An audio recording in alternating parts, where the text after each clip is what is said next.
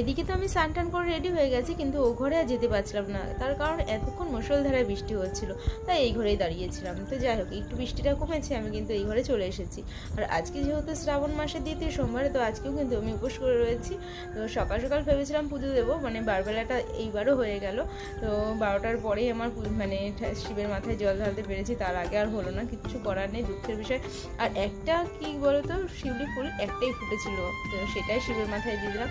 আর ওইদিকে ঠাকুরের পুজোটা কমপ্লিট করে উপোসটা ভঙ্গ করে চলে এসেছি।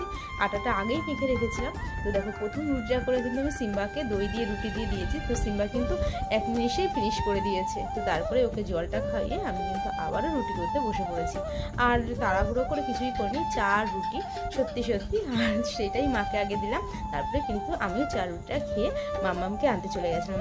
আর আজকে যেহেতু উপোস করবো, এই কারণে আমি মাম্মামকে দিয়ে আসতে গেছিলাম না, ও টোটোতেই যাওয়া আসা করছি। তো ওকে নিয়েই বাড়ি যাচ্ছি।